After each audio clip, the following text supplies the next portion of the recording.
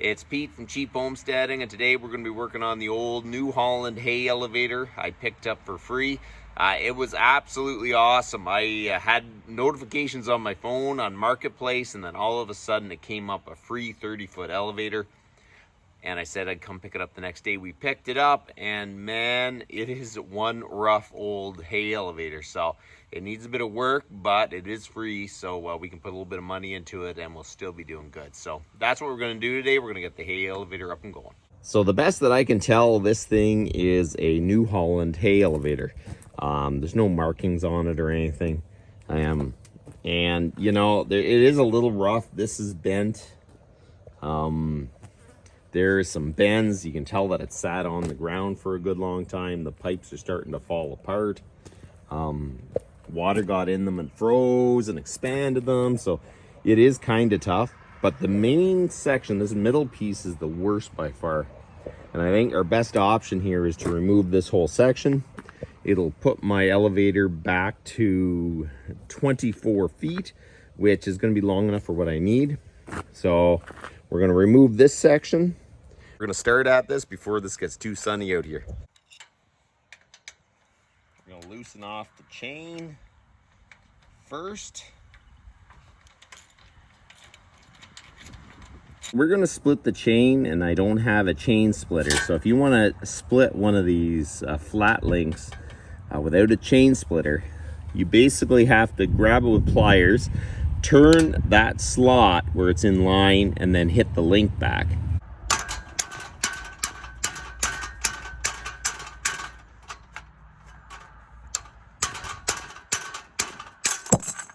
There we go.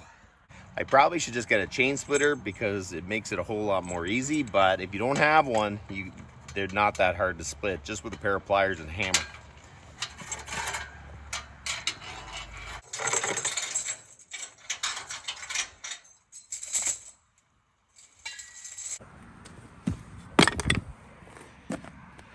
So there you go, the chain is off. Now we can start splitting it. We'll unbolt it here.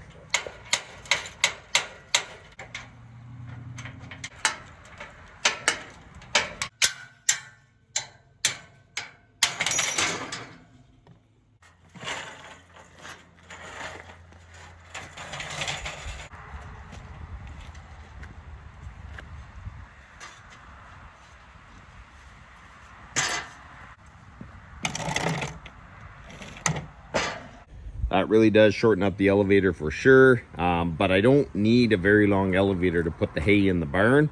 So you know what, it's going to be easier to carry and everything. So I think we're just going to bolt this down, and then we're going to just replace the tubes we need, do some welding, and then hopefully this thing will be on its way to being up and running.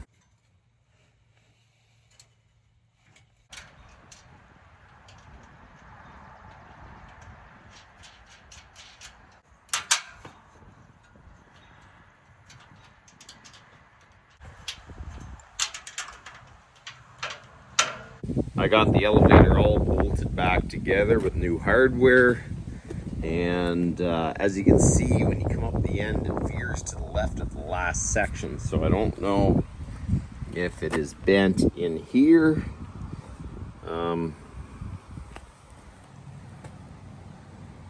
or both sides, here and here. So I think what I'm going to do is set it up on its side and see if I can bend it back to see what happens.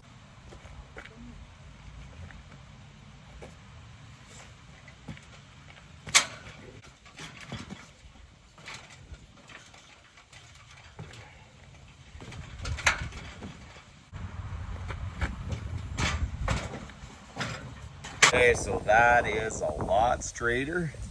There's just a slight bend up here.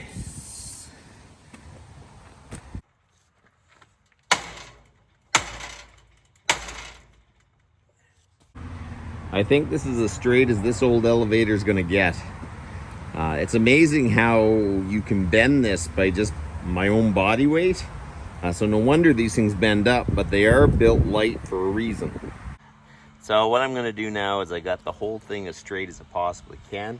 I am just going to cut out this piece We're gonna re-weld in new pieces on the bottom. I'll keep an eye on how straight it is, and hopefully this thing will come out pretty decent at the end.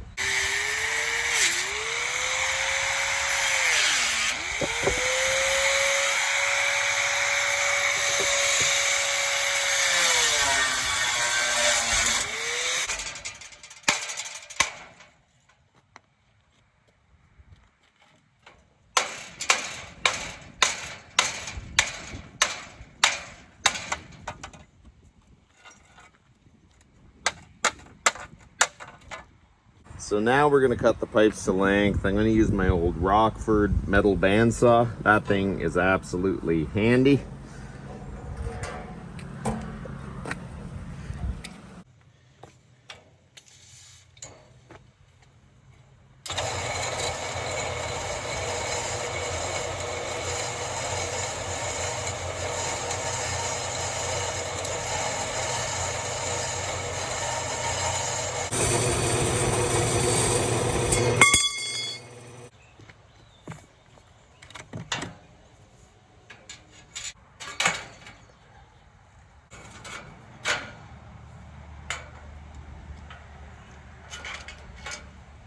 Okay, so we got the new piece pretty much lined up. We're just gonna tack it in place, and then we're gonna kind of see if everything looks straight, and then we can do the final weld.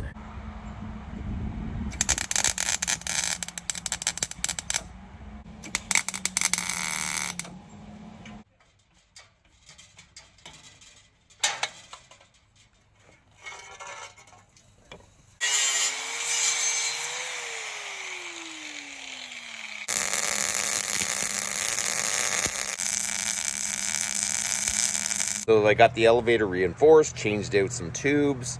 Everything's ready to go. I found with my MIG welder, it really doesn't want to make a nice weld. I don't understand it. So I turned down my arc welder, and it seems to be welding nice. So I think we're just going to use that for the rest of the morning.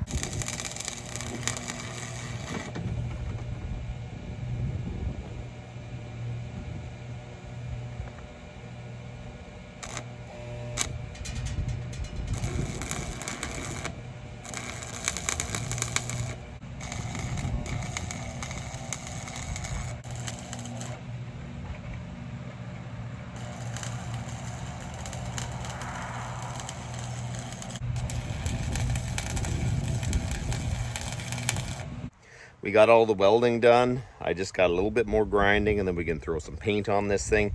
It's looking pretty good, but it is really a lot straighter than it used to be. It's not perfect, but it's pretty decent for an old hay elevator for sure. So let's start grinding it.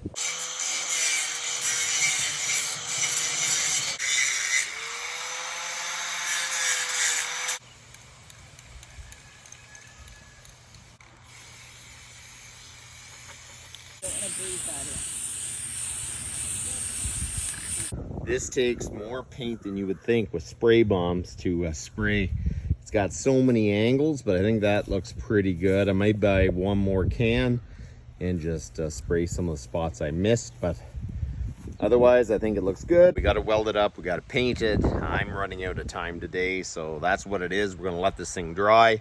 My goal this week is to get it put back together, and maybe we can try it out with some bales, so I kind of know that the thing's gonna work before haying season. I don't want like chains flying off or something that I couldn't foresee happening. I kind of want to know that it'll actually work when it comes down to it. So after we get it back together, we're going to try it out, but that's about enough for today, and you guys have good.